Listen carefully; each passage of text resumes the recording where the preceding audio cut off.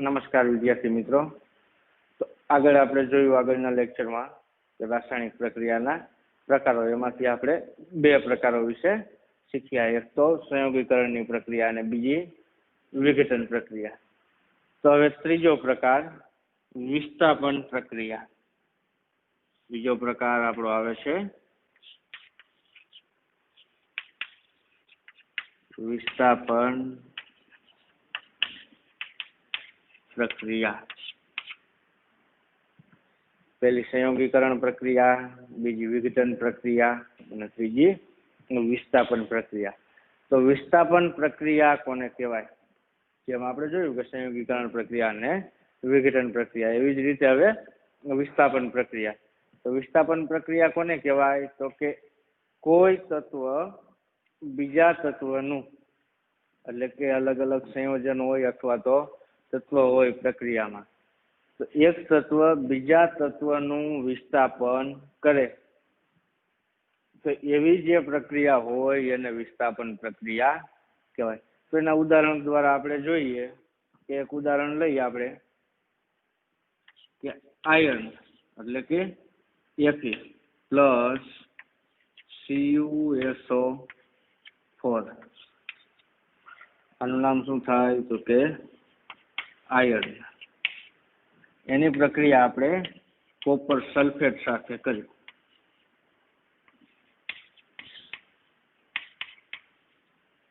CuSO4. તો આયર્નની copper sulphate સાથે પ્રક્રિયા કરીએ એટલે આપણને નિપજમાં શું મળશે? તો કે ferrous sulphate FeSO4 plus Cu. તો હવે અહીંયા જુઓ કે આયર્ન અને કોપર સલ્ફેટ એની આપણે પ્રક્રિયા કરતા ફેરસ સલ્ફેટ અને કોપર મળે. તો અહીંયા વિસ્થાપન પ્રક્રિયામાં કે આયર્ન અને કોપર સલ્ફેટ, આમાંથી આપણે ધન આયન અને ઋણ આયન અલગ કરો તો Cu+2SO4 -2, કોપરનો આયર્ન અને સલ્ફેટ આયર્ન. Fe અને CuSO4 આ બંનેમાં ધન આયન જોવાનો. Fe ધન આયન તરીકે હોય અને કોપર ધન આયન તરીકે હોય. તો Fe અને કોપર આ બંને ધાતુમાંથી જે ધાતુ વધારે સક્રિય હશે, જે ધાતુ વધારે સક્રિય હોય એ ઓછી સક્રિય ધાતુનું વિસ્થાપન કરે. શું કરે? તો કે જે વધારે સક્રિય ધાતુ હોય એ ઓછી સક્રિય ધાતુનું શું કરે? વિસ્થાપન. એટલે કે જે જગ્યાએ જે ધાતુ હોય અહીંયાથી એને દૂર કરે. તો Fe અને કોપર આ બંનેમાં વધારે સક્રિય ધાતુ કઈ થાય? તો કે Fe. તો Fe એ કોપરનું વિસ્થાપન કરે, એટલે કે કોપરની જગ્યાએ Fe આવી જાય. તો સંયોજન બનાવી નાખવાનું. Fe ની સંયોજકતા કેવી હોય? +2. તો એની સંયોજકતા +2, SO4 ની -2. તો સંયોજન શું બનશે? કોપરનું વિસ્થાપન કરે, એટલે Fe કોપરની જગ્યાએ આવી જાય. તો શું બને? FeSO4. અને કોપર અહીંયાથી અલગ થઈ જાય. તો છેલ્લે વધશે શું? Copper Cu. તો શું બની ગયું આપણે? FeSO4 એટલે એનું નામ થઈ છે ફેરસ સલ્ફેટ અને કોપર FeSO4 પ્લસ Cu. તો આ વિસ્થાપન પ્રક્રિયાની વાત છે કે જે વધારે સક્રિય ધાતુ હોય એ ઓછી સક્રિય ધાતુનું શું કરે? વિસ્થાપન. એટલે કે એ જે જગ્યાએ જે પ્રક્રિયા થતી હોય એમાં વધારે સક્રિય ધાતુ હોય ઓછી સક્રિય ધાતુની જગ્યાએ ગોઠવાય. એટલે ઋણ આયન સાથે જો ઓછી સક્રિય ધાતુ જોડાયેલી હોય તો અહીંયાથી ઓછી સક્રિય ધાતુ હોય એનું વિસ્થાપન કરી અને અહીંયા વધારે સક્રિય ધાતુ ઋણ આયન સાથે જોડાઈ જાય. તો આ એક વિસ્થાપન પ્રક્રિયા છે. તો હવે બીજી વસ્તુ આપણે જોઈએ કે સક્રિય ધાતુ અને વધારે સક્રિય અને ઓછી સક્રિય ધાતુ એ આપણને કેમ ખબર પડે કઈ ધાતુ વધારે? તો એના માટે આપણે એનો સક્રિયતાનો ક્રમ યાદ રાખીશું. તો સક્રિયતાના ક્રમમાં સૌથી વધારે સક્રિય ધાતુ કઈ હોય? તો કે પોટેશિયમ. તો પહેલા તો આપણે આ નોટ કરી લઈશું કે સક્રિયતા ક્રમ સૌથી વધારે પોટેશિયમ, એના કરતા ઓછી સોડિયમ, એના પછી આવશે કેલ્શિયમ Ca, એના પછી આવશે મેગ્નેશિયમ, એના પછી આવશે એલ્યુમિનિયમ, એલ્યુમિનિયમ પછી આવશે ઝીંક, ઝીંક પછી આવશે આયર્ન, એલ્યુમિનિયમ પછી ઝીંક, ઝીંક પછી આવશે આયર્ન, સોડિયમ પોટેશિયમ, પોટેશિયમ કરતા ઓછી સક્રિય સોડિયમ, સોડિયમ કરતા ઓછી સક્રિય કેલ્શિયમ, કેલ્શિયમ કરતા ઓછી સક્રિય મેગ્નેશિયમ, મેગ્નેશિયમ કરતા ઓછી સક્રિય એલ્યુમિનિયમ, એલ્યુમિનિયમ કરતા ઓછી સક્રિય ઝીંક, ઝીંક કરતા ઓછી સક્રિય આયર્ન, આયર્ન કરતા ઓછી સક્રિય લેડ, લેડ એટલે કે પીબી, પીબી કરતા પણ ઓછી સક્રિય કઈ થશે તો કે હાઇડ્રોજન, હાઇડ્રોજન કરતા ઓછી સક્રિય કઈ થાય તો કે કોપર Cu, એના કરતા ઓછી સક્રિય Hg એટલે કે મર્ક્યુરી, એના કરતા ઓછી સક્રિય Ag, અને એનાથી ને ઓછી સક્રિય છેલ્લે Au. તો સક્રિયતાનો ક્રમ જોતા જાઓ કે સૌથી વધારે સક્રિય ધાતુ કઈ થાય તો કે પોટેશિયમ, એના કરતા ઓછી સોડિયમ, એના કરતા ઓછી કેલ્શિયમ, એના કરતા મેગ્નેશિયમ, મેગ્નેશિયમ કરતા ઓછી એલ્યુમિનિયમ, એલ્યુમિનિયમ કરતા ઓછી સક્રિય ધાતુ ઝીંક Zn, Zn કરતા Fe, Fe કરતા lead, potassium, sodium, calcium, magnesium, aluminium, zinc, zinc કરતા ઓછી સક્રિય આયર્ન, આયર્ન કરતા પીબી એટલે કે લેડ, લેડ કરતા ઓછી સક્રિય હાઇડ્રોજન, હાઇડ્રોજન કરતા ઓછી સક્રિય કોપર, કોપર કરતા Hg એટલે કે મર્ક્યુરી, મર્ક્યુરી કરતા ઓછી સક્રિય Ag એટલે સિલ્વર, અને છેલ્લે ગોલ્ડ. આ સક્રિયતા ક્રમ થયો અથવા તો સક્રિયતા શ્રેણી.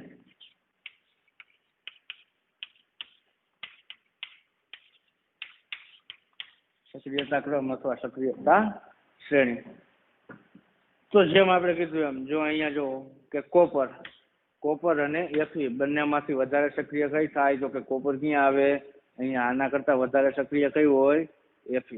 તો Fe રહ્યું એ કોપરનું સ્થાન લે, એટલે કોપરનું શું કરે વિસ્થાપન. વધારે સક્રિય ધાતુ હોય એ ઓછી સક્રિય ધાતુનું વિસ્થાપન કરે, એવી પ્રક્રિયાને કઈ કહેવાય વિસ્થાપન પ્રક્રિયા કહેવાય. તો હવે આનું આપણે બીજું ઉદાહરણ જોઈએ.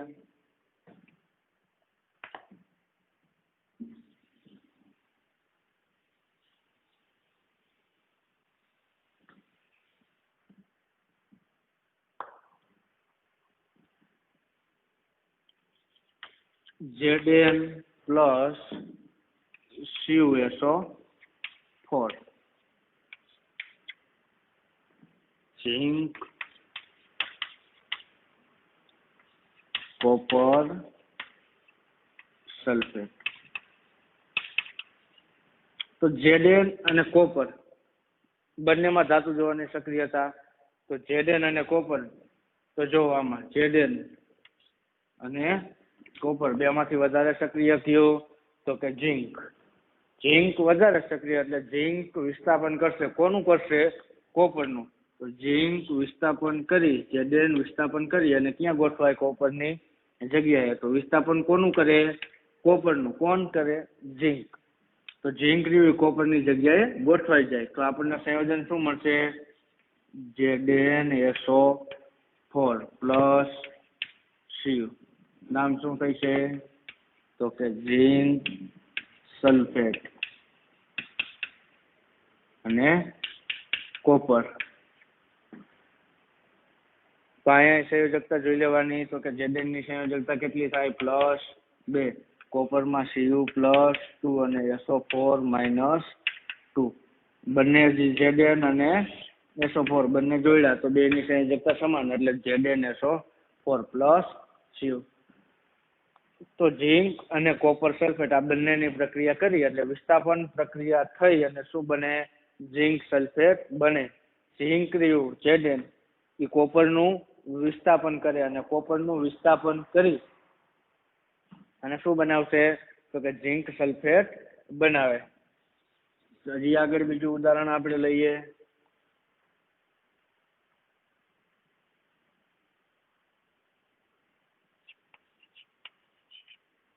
Mg+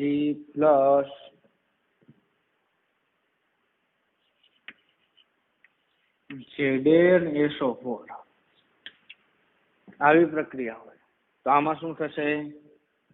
તો કે MgSO4 Zn. મેગ્નેશિયમ અને ઝીંક આ બંનેમાં વધારે સક્રિય કોણ થાય? મેગ્નેશિયમ અને ઝીંક. આ બંનેમાં વધારે સક્રિય તો કે મેગ્નેશિયમ. તો મેગ્નેશિયમ રહ્યું એ ઝીંકનું શું કરશે? વિસ્થાપન. તો મેગ્નેશિયમ ઝીંકનું વિસ્થાપન કરી અને ઝીંકની જગ્યાએ ગોઠવાઈ જાય. તો સંયોજન શું બને? મેગ્નેશિયમ અને SO4. તો Mg ની સંયોજકતા કેવી હોય? Mg+2 SO4 - 2 એટલે સંયોજન શું બનશે? MgSO4. અને ઝીંક રહ્યું એનું વિસ્થાપન થાય એટલે વધશે શું? Zn. તો આ વિસ્થાપન પ્રક્રિયા થઈ. તો આનું નામ આપણે લખવું હોય તો કે મેગ્નેશિયમ સલ્ફેટ. શું થાય? મેગ્નેશિયમ સલ્ફેટ અને ઝીંક. તો વિદ્યાર્થી મિત્રો ખબર પડી કે વિસ્થાપન પ્રક્રિયા જે વધારે સક્રિય ધાતુ હોય એ ઓછી સક્રિય ધાતુનું શું કરશે? વિસ્થાપન. અને એની જગ્યાએ વધારે સક્રિય ધાતુ ગોઠવાઈ જાય. તો જે સંયોજન બને એ વિસ્થાપન પ્રક્રિયા કહેવાય. તો આ અત્યાર સુધી આપણે જે વાત કરી એમાં શું થતું હતું કે એક જ વખત વિસ્થાપન થતું નહોતું. કે કોઈ વસ્તુ હોય વધારે સક્રિય ધાતુ રહી ઓછી સક્રિય ધાતુનું એક જ વખત વિસ્થાપન કરે તો આ વિસ્થાપન પ્રક્રિયા છે. સાદી વિસ્થાપન અથવા તો એક વિસ્થાપન. હવે આપણે આગળ જોઈએ કે દ્વિવિસ્થાપન પ્રક્રિયા. અત્યારે આપણે જે જોઈ વિસ્થાપન પ્રક્રિયા સાદી ખાલી વિસ્થાપન પ્રક્રિયા. પણ હવે આપણે એના પછીનો પ્રકાર ચોથો કે દ્વિવિસ્થાપન પ્રક્રિયા. દ્વિવિસ્થાપન પ્રક્રિયા કોને કહેવાય? અત્યાર સુધી આપણે જોયું કે એક વિસ્થાપન કોઈ વધારે સક્રિય ધાતુ હોય એ ઓછી સક્રિય ધાતુનું શું કરે? વિસ્થાપન. અને એની જગ્યાએ ગોઠવાઈ જાય તો એ વિસ્થાપન પ્રક્રિયા થઈ. પણ હવે એનાથી આગળ આપણે દ્વિવિસ્થાપન પ્રક્રિયા. તો દ્વિવિસ્થાપન પ્રક્રિયા કોને કહેવાય?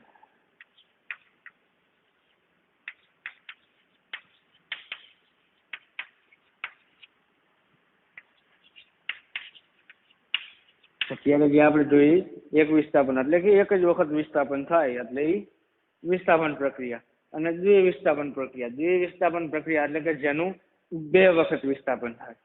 જે કોઈ આપણે અત્યાર સુધી પહેલા પ્રક્રિયામાં જોયું કે એક જ વખત વિસ્થાપન કરતા હતા પણ અલગ અલગ બે જગ્યાએ એકને એક પ્રક્રિયામાં વિસ્થાપન થાય તો એવી પ્રક્રિયાને દ્વિવિસ્થાપન પ્રક્રિયા કહેવાય.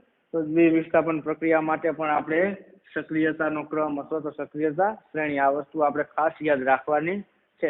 કોઈ પણ વિસ્થાપન પ્રક્રિયા હોય તો કોનું વિસ્થાપન થાય અને કોને વિસ્થાપન કરે આ વસ્તુ આપણને ખ્યાલ હોવી જોઈએ. અને એ વસ્તુ આપણને સક્રિયતા ક્રમના આધારે ખબર પડે કે જે વધારે સક્રિય ધાતુ હોય એ ઓછી સક્રિય ધાતુનું શું કરે?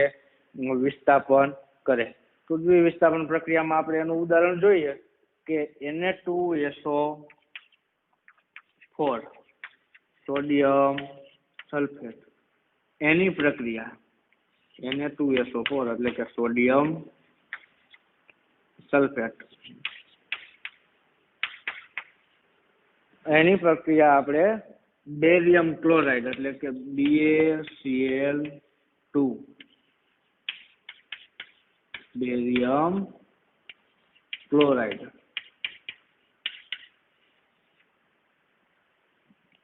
સોડિયમ સલ્ફેટ Na2SO4 એની પ્રક્રિયા આપણે BaCl2 બેરિયમ ક્લોરાઇડ સાથે આપણે પ્રક્રિયા કરી તો આપણને નિપજ શું મળશે? તો કે NaCl. શું મળે? NaCl plus BaSO4.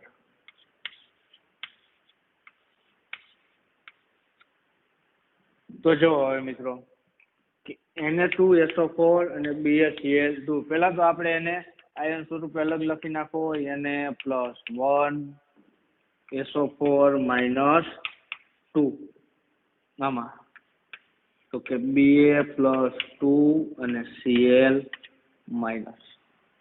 હવે જો કે ધન આયન અને ઋણ આયન એકબીજાનું વિસ્થાપન કરે તો આની અંદર પેલા જો કે સોડિયમ અને Ba આ બંને ધન આયન, બેરિયમ અને સોડિયમ. ઋણ આયનમાં SO4 અને ક્લોરીન.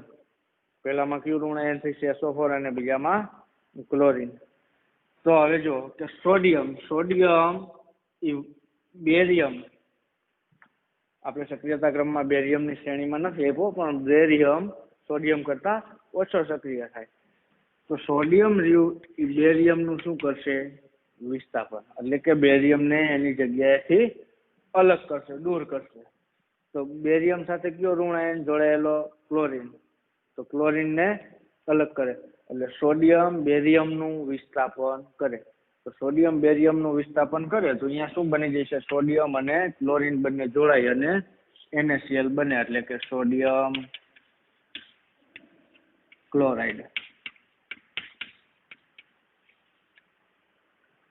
હવે સોડિયમ ક્લોરાઇડ આ બની ગયું. તો બેરિયમ જોઈએ, બેરિયમ શું કરશે? તો કે એ પાછું સોડિયમનું વિસ્થાપન કરે. સોડિયમે બેરિયમનું વિસ્થાપન કર્યું એટલે કે બેરિયમ અહીંયાથી દૂર થયો તો બેરિયમની સાથે જે ઋણ આયન હતો એ કોની સાથે જોડાઈ ગયો? સોડિયમ આયરે. તો SO4 અલગ થયો તો SO4 કોની આયરે જોડાય? તો કે બેરિયમ સાથે. એટલે બેરિયમે સોડિયમનું વિસ્થાપન કર્યું કહેવાય. બે એકબીજાની પરસ્પર વિરુદ્ધમાં વિસ્થાપન કરે. તો બેરિયમ રહ્યો એ સોડિયમ સાથેનો ઋણ આયન એટલે કે SO4 એની સાથે જોડાય. તો અહીંયા શું બની જશે? Barium sulphate. તો જો મિત્રો હવે કે Na2SO4 BaCl2 બંને ધન આયન એકબીજાનું વિસ્થાપન કરે. તો સોડિયમે બેરિયમનું કર્યું એટલે એક વખત વિસ્થાપન થયું, બેરિયમે સોડિયમનું કર્યું એટલે બીજી વખત વિસ્થાપન થયું. તો એના માટે આપણે તેને શું કહીએ? દ્વિવિસ્થાપન પ્રક્રિયા. બંને વસ્તુ બે વખત એકને એક પ્રક્રિયામાં વિસ્થાપન થાય એટલે આપણે એને શું કહીએ? કે દ્વિવિસ્થાપન પ્રક્રિયા. તો જો સોડિયમ બેરિયમ, સોડિયમે બેરિયમનું, બેરિયમે સોડિયમનું બે વખત વિસ્થાપન થયું એટલે દ્વિવિસ્થાપન પ્રક્રિયા. બંને એકબીજાની વિરુદ્ધમાં જોડાઈ ગયા. સોડિયમ SO4 સાથે હતો એની બદલે ક્યાં આવી ગયો? ક્લોરીન સાથે. તો શું બન્યું? NaCl. હવે બીજી વસ્તુ કે અહીંયા બે Cl આપણે એક સંતુલિત તો કરવી જ પડશે. સોડિયમ +1 સંયોજકતા, ક્લોરીનની -1 એટલે આપણે એમાં કોઈ ફેરફાર કરવાનો નથી. તો કે સોડિયમ અને ક્લોરીન તો NaCl. પછી બેરિયમની સંયોજકતા +2, SO4 ની સંયોજકતા -2. તો આ પણ એમ નામ થઈ છે, બંનેની સંયોજકતા સમાન એટલે BaSO4. તો હવે આપણે તેનું સંયોજન સમીકરણ સંતુલિત કરીએ. તો ડાબી બાજુ જેમ આપણે કીધું તેમ પેલા LHS અને RHS એટલે કે ડાબી બાજુ અને જમણી બાજુ તત્વ જોતા જવાના. પેલું લઈ લ્યો સોડિયમ ડાબી બાજુ એટલે કે પ્રક્રિયક બાજુ સોડિયમ કેટલા? 2. જમણી બાજુ સોડિયમ કેટલા? 1. એના પછી સલ્ફર S ડાબી બાજુ કેટલા? એટલે કે પ્રક્રિયક બાજુ કેટલા? 1. જો મિત્રો અહીંયા SO4 સંયોજન આખું આપણે ભેગું બોલી છીએ, પણ સંતુલિત કરતી વખતે ભેગું આવે નહીં. દરેક તત્વો અલગ થઈ જાય. તો અહીંયા સલ્ફર S કેટલા? તો કે 1.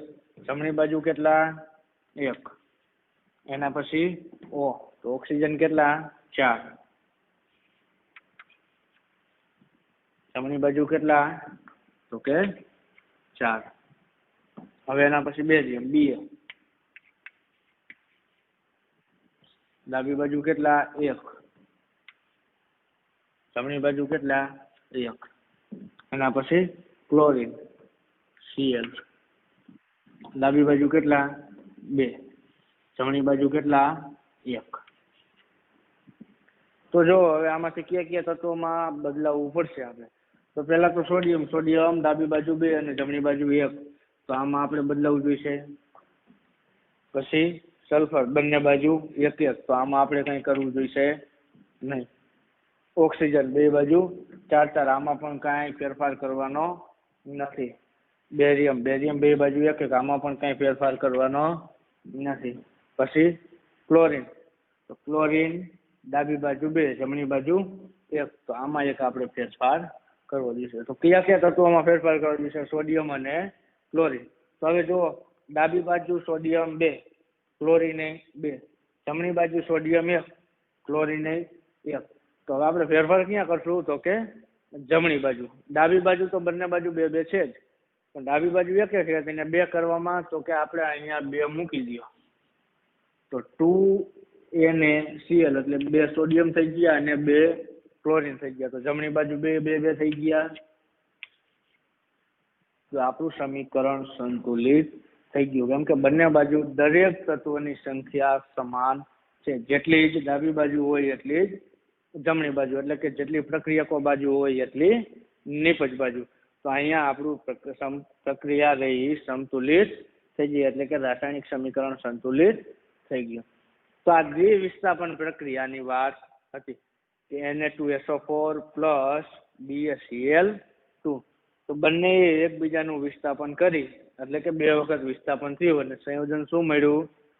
તો કે NaCl અને BaSO4. હવે બીજી વસ્તુ કે આ પ્રક્રિયાની અંદર આપણે જે આ પ્રક્રિયા કરી એમાં BaCl2 એમાંથી BaSO4 બન્યું, એટલે કે એને NaSO4 નું વિસ્થાપન કર્યું. તો બેરિયમે NaSO4 નું વિસ્થાપન કરી અને BaSO4 બન્યું. તો આમાં એક રાસાયણિક પ્રક્રિયા થઈ અને અવક્ષેપણ થાય. હવે અવક્ષેપણ થવું એટલે શું? તો કે જે રાસાયણિક પ્રક્રિયાની અંદર સફેદ કલરનો પદાર્થ જે પાણીની અંદર દ્રાવ્ય થતો નથી, તો આવા સફેદ પદાર્થનું નિર્માણ થાય એને કેવો કહેવાય? અવક્ષેપ કહેવાય. ટૂંકમાં અવક્ષેપ એટલે જે છાશના ફોદા જેવો, આપણે દેશી ભાષામાં કહીએ તો કે છાશના ફોદા જેવા અવક્ષેપ હોય. તો આવું અવક્ષેપનું નિર્માણ થાય એને અવક્ષેપ કહેવાય. અને જે આખી આ નિર્માણ થવાની પ્રક્રિયા રહી એને અવક્ષેપણ પ્રક્રિયા કહેવાય. તો રેડી, દ્વિવિસ્થાપન પ્રક્રિયા બે વખત વિસ્થાપન થાય અને દ્વિવિસ્થાપન પ્રક્રિયા કહેવાય. બીજી પ્રક્રિયા જોઈએ આપણે, એનું બીજું ઉદાહરણ.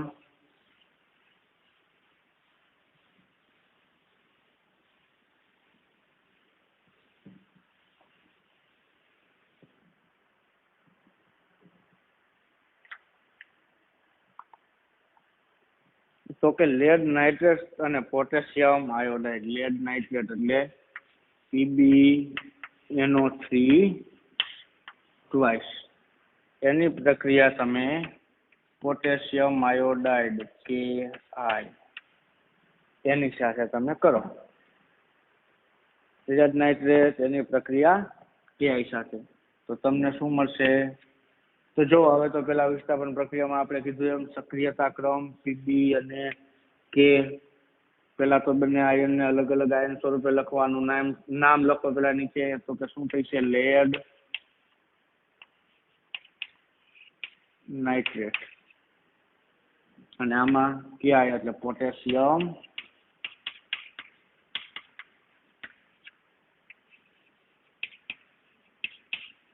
આયોડાઇડ.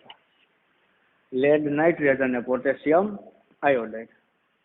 તો લેડ નાઇટ્રેટમાં Pb ધન આયન અલગ પાડી દો, Pb+2NO3 -1. આમાં K+1 અને I-1. તો હવે જો કે લેડ નાઇટ્રેટ અને પોટેશિયમ આયોડાઇડ બંનેમાં વધારે સક્રિય Pb અને પોટેશિયમ બંનેમાં વધારે સક્રિય કોણ થાય? તો કે પોટેશિયમ સૌથી વધારે સક્રિય હોય અને Pb પોટેશિયમ કરતા ઓછું. તો સૌથી વધારે સક્રિય કયું થાય? તો કે પોટેશિયમ. પોટેશિયમ વધારે સક્રિય થાય એટલે એ શું કરશે? Pb નું વિસ્થાપન કરે. Pb નું વિસ્થાપન કરે એટલે એનો અર્થ એવો કે Pb ની જગ્યાએ શું આવી જાય? પોટેશિયમ. તો ઋણ આયન એમ નામ રહ્યો, Pb નું વિસ્થાપન થાય એટલે Pb ની જગ્યાએ શું આવી ગયું? પોટેશિયમ. તો Pb ક્યાં આવશે? તો કે Pb રહ્યો એ શું કરશે? એ પોટેશિયમનું વિસ્થાપન કર્યું છે. એ પોટેશિયમનું વિસ્થાપન કરી અને પીબીની જગ્યાએ પોટેશિયમની જગ્યાએ શું આવી જાય? પીબી. તો સંયોજન બનાવો હાલો. કે પોટેશિયમ રહ્યું એ પીબીની જગ્યાએ ગોઠવી જાય એટલે કે પીબીની જગ્યાએ કે NO3 એમના. અહીંયા શું હતું? PB NO3 twice. પણ હવે આપણે સંયોજકતા જોવાની. પોટેશિયમની કેટલી થાય? +1. NO3 માં કેટલી આવે? -1. તો બંનેની સંયોજકતા તો સેમ થાય એટલે એમાં કોઈ ચોકડીનો નિયમ આવશે નહીં. તો કે એમ શું બનશે? KNO3. તો સંયોજન શું બની ગયું આપણે? KNO3 પ્લસ હવે પોટેશિયમની જગ્યાએ પીબી આવી ગયું. તો હવે એની સંયોજકતામાં જુઓ તો કે Pb+2 અને I-1. તો સંયોજન આપણે બનાવવું હોય તો બેની સંયોજકતા અલગ અલગ. તો ચોકડીનો નિયમ કે પીબી પેલા ધન આયનની નીચે ઋણ આયનની સંયોજકતા એટલે કે 1. તો 1 આપણે લખતા નથી. પછી ઋણ આયનની નીચે ધન આયનની સંયોજકતા તો PbI2. સંયોજન શું બનશે? PbI2. તો નામ શું થશે? તો કે પોટેશિયમ નાઇટ્રેટ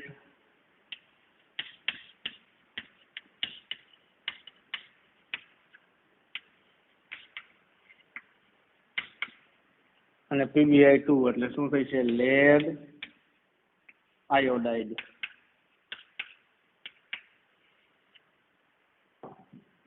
પોટેશિયમ નાઇટ્રેટ અને લેડ આયોડાઇડ. તો લેડ નાઇટ્રેટ અને પોટેશિયમ આયોડાઇડ એમાંથી શું બનશે? પોટેશિયમ નાઇટ્રેટ અને લેડ આયોડાઇડ. તો આ બંને સંયોજન બની ગયા. તો આ દ્વિવિસ્થાપન પ્રક્રિયા થઈ. હવે આને આપણે સંતુલિત કરો તો કે પીબી NO3 ટ્વાઇસ KI ઘણો બધો ફેરફાર. તો આનું આપણે સંતુલિત કરવું હોય તો કે LHS RHS ડાબી બાજુ અને જમણી બાજુ પ્રક્રિયક અને નિપજની બાજુ. તો એમાં જો પેલા પીબી.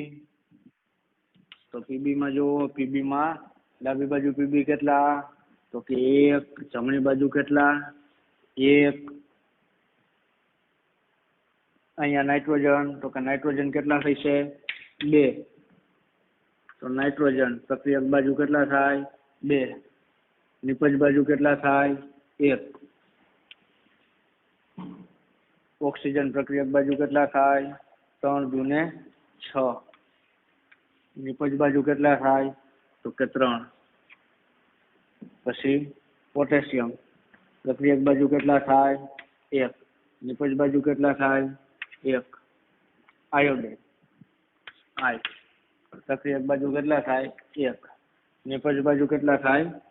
2. તો હવે આમાં કેટલા તત્વોને સંતુલિત કરવા જોઈશે?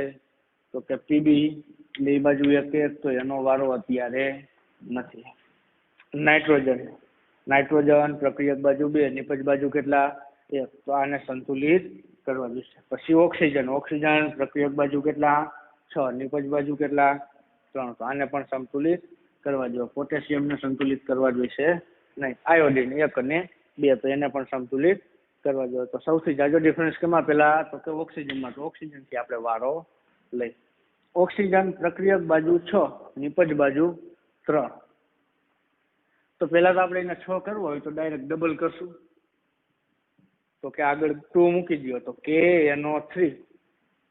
તો 2KNO3 એટલે કે બધી વસ્તુ ડબલ થઈ ગઈ. પોટેશિયમ 1 હતા તો કેટલા થઈ ગયા? 2. નાઇટ્રોજન 1 હતો તો કેટલા થઈ ગયા? 2. ઓક્સિજન 3 હતા 2 વખત એટલે કેટલા થયા? 6. તો જોતા જાવ. પોટેશિયમ 2. તો પેલા અહીંયા ફેરફાર કરી નાખો. પોટેશિયમ આપણે 2. નાઇટ્રોજન 2 હતા 1 હતો કેટલા થયા? 2. તો અહીંયા કરી નાખો. ઓક્સિજન 3 હતા હવે કેટલા થઈ છે? 6. તો અહીંયા ફેરફાર કરી નાખો. હવે જોવો હવે કેટલામાં ફેરફાર કરવાનો? તો કે પીબી માં હજી કાંઈ ફેરફારની જરૂર નથી. નાઇટ્રોજન બે બાજુ 2 ઓક્સિજન બે બાજુ 6. તો હવે પોટેશિયમ જો કે તો કે પ્રક્રિયક બાજુ 1 અને નિપજ બાજુ કેટલા થઈ ગયા? 2. તો પોટેશિયમમાં ફેરફાર કરવો જોઈશે. તો પોટેશિયમ પ્રક્રિયક બાજુ એક અને નિપજ બાજુ 2. તો પ્રક્રિયક બાજુ 2 કરવા હોય તો અહીંયા કેટલા કરવા જોઈશે? 2. અહીંયા 2 કરવું એટલે કે 2ki. કે કેટલા થઈ ગયા પ્રક્રિયક બાજુ? 2. નિપજ બાજુ i કેટલા થઈ ગયા? 2. તો પ્રક્રિયક બાજુ i કેટલા? 2. તો જોઈ લ્યો હવે બધી બાજુ થઈ ગયા pb1, નિપજ બાજુ pb1, પ્રક્રિયક બાજુ n2, નિપજ બાજુ n2.